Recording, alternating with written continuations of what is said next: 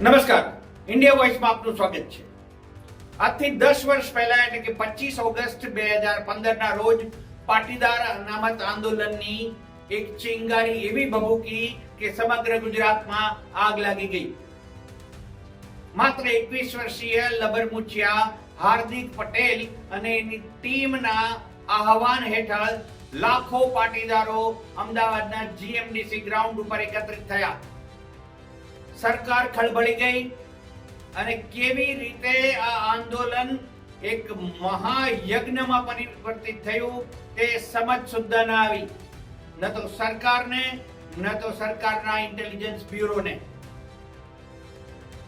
ન માત્ર અમદાવાદ પરંતુ આ આગ અનામત આંદોલનની વિસનગરથી લઈ સમગ્ર ઉત્તર ગુજરાત અને સૌરાષ્ટ્રના મોરબીથી લઈને ગીર સોમનાથ સુધીના વિસ્તારોમાં એવી ભભૂકી કે લોકો દિગ્મૂઢ થઈ ગયા. ખાસ કરીને રાજનીતિની ધરી આખી ફરી ગઈ. મુખ્યમંત્રી આનંદીબેન પટેલ હક્કાબક્કા રહી ગયા કે પોતાનો જ સમાજ પાટીદાર સમુદાય એને કળી ન શક્યા, એનામાં ધધકતી જ્વાલાઓને ઓળખી ન શક્યા અને પરિણામે એક મહાપરિવર્તન જેવું આંદોલન ગુજરાતમાં શરૂ થયું. આજે હાર્દિક પટેલે પોતે લીડર હોવાનું એક પોસ્ટર રજૂ કરી અને પોતે જ હીરો હોવાનું એક પોસ્ટર રિલીઝ કર્યું છે. પરંતુ સૌથી મોટો સવાલ એ છે કે જે 14 પાટીદાર કંધોતર યુવાઓ શહીદ થયા એને જે તે સમયે સરકારે શું આપ્યું અને આજે દાયકા પછી સરકારે એને શું આપી શકી છે. સુરતના પાટીદાર શ્રેષ્ઠીઓ એક થયા હતા, ઘણી બધી ચર્ચાઓ થઈ, સરકાર સાથે વિમર્શ થયા. અધવચ્ચે આનંદીબેન પટેલે સોશિયલ મીડિયા પર રાજીનામું જાહેર કરવું પડ્યું અને ત્યારબાદ મુખ્યમંત્રી વિજય રૂપાણી બન્યા. પણ પાટીદાર અનામત આંદોલન સમિતિના જે પાયાના પ્રશ્નો હતા તેના કેટલા નિરાકરણ સામે આવ્યા. હાર્દિક પટેલ રાજનીતિમાં નહીં આવું કહેતા 2019માં ભારતીય જનતા પાર્ટીમાં જવાને બદલે કોંગ્રેસમાં આવ્યા.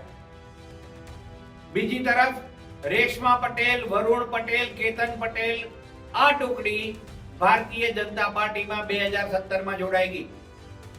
કોને કેટલા મળ્યા, કોને શું લીધું, કોને શું ભાજપને આપ્યું, ભાજપે કોને શું આપ્યું, એ ચર્ચા અત્યારે અસ્થાને એટલા માટે છે કે આમાંના કોઈ હવે ભારતીય જનતા પાર્ટી સાથે એક મનસ્થિતિથી જોડાયેલા નથી. રેશમા પટેલ વાયા ભારતીય જનતા પાર્ટી એનસીપી થઈ અને અત્યારે આમ આદમી પાર્ટીમાં બેઠા છે. ગોપાલ ઇટાલિયા અત્યાર સુધી રાહ જોઈ 2022ની ચૂંટણી લડ્યા અને ત્યાર પછી હવે વિસાવદરમાંથી ધારાસભ્ય થયા છે. વરુણ પટેલ ભારતીય જનતા પાર્ટીમાં છે કે કેમ એ કળવું મુશ્કેલ છે.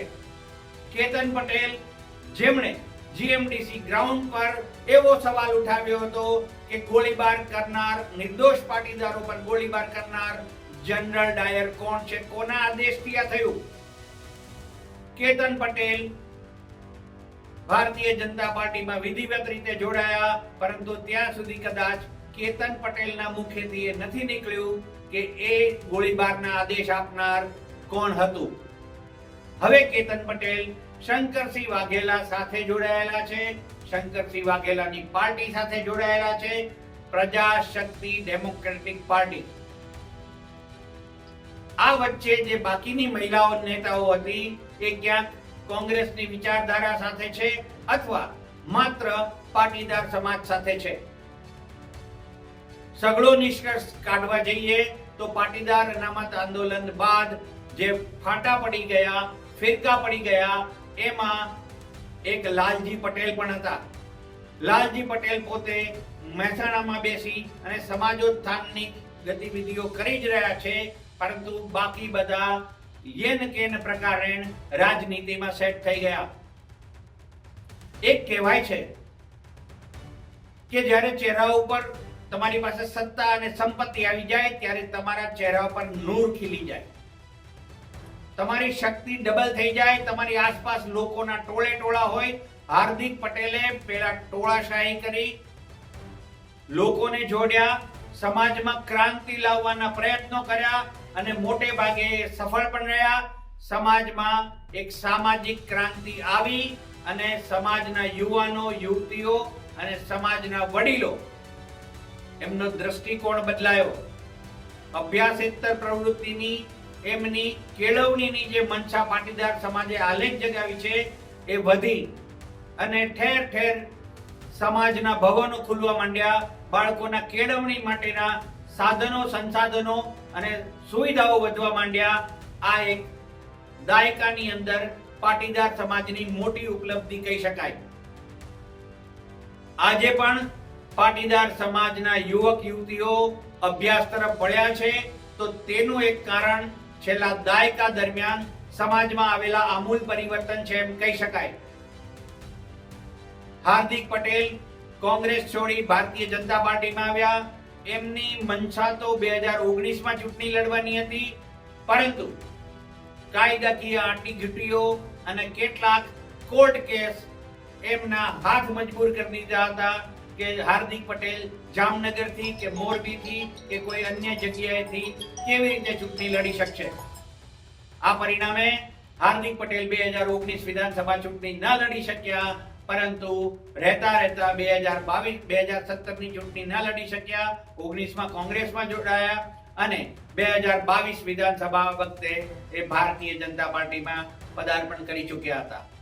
એમની સામેના તમામ કેસો લગભગ પૂર્ણ થઈ ગયા છે, એમની તપાસ પૂર્ણ થઈ ગઈ છે અને ચૂંટણી લડી શક્યા અને જંગી બહુમતીથી જીત્યા પણ ખરા. આવી જ રીતે જેમ રેશમા પટેલની વાત કરી એ અત્યારે આમ આદમી પાર્ટીમાં છે. દિનેશ બાંભણિયા મનથી કદાચ ભાજપ સાથે રહ્યા હશે, પરંતુ એમની ગતિવિધિઓ માત્ર સમાજ ઉત્થાનની રહી છે. વરુણ પટેલ ભાજપમાં હતા, પછી ભાજપમાં હતા ન હતા, ક્યારે થઈ ગયા એનો ખ્યાલ ના આવ્યો. ચિરાગ પટેલ શરૂઆતમાં ભાજપ સાથે ઈલું ઈલું કરી ગયા અને પછી કદાચ તેનો પણ મોહભંગ થઈ ગયો. એટલે અંદર ખાને સમાજ સાથે છે કે ખુલીને ભારતીય જનતા પાર્ટી સાથે છે એ થોડું અકળ છે, કારણ કે સમાજના લોકો પણ એ નથી સમજી શકતા. એ જરૂર છે કે ચિરાગ પટેલ છાસવારે સમાજ માટે થઈને ભારતીય જનતા પાર્ટી પર પોતાની વાત નિર્ભીક રીતે કરે છે, પરંતુ હવે ચિરાગ પટેલ પણ કોઈ નવા મૂડમાં છે કે આ પાટીદાર આંદોલનને લઈને આજે જે દાયકો પૂર્ણ થયો છે એમાં ચિરાગ પટેલ પોતાની વાત કંઈક અલગ રીતે રજૂ કરશે. કુલ મળીને પાટીદાર સમાજનું આ આંદોલન, પાટીદાર યુવાઓનું આંદોલન ગુજરાતમાં થયેલી કેટલીક ક્રાંતિઓમાંથી એક સૌથી મોટી છેલ્લા દશકાની ક્રાંતિ કહી શકાય, જેણે સમાજ જીવનની દિશા અને દશા ચોક્કસ બદલ્યા છે. પરંતુ જે 14 પાટીદાર યુવકો શહીદ થયા તેના માટે ન તો આ સમાજના આગેવાનો સમયાંતરે બોલ્યા હશે, રજૂઆતો કરી હશે, સરકારમાં રજૂઆતો કરી હતી, પરંતુ ફાઇનલ એમનો નિષ્કર્ષ શું આવ્યો, એમની શહીદી પાછળ બીજાને ચોક્કસ ફાયદો થયો હશે, પરંતુ એ શહીદના પરિવાર આજે કઈ મનસ્થિતિમાં છે એ જાણવા આજે દશકા પછી પણ કોઈ વસ્તુ સામે તેઓ નથી લાવી શક્યા કે નથી મીડિયાના માધ્યમથી આજના દિવસે કંઈ બહાર આવી.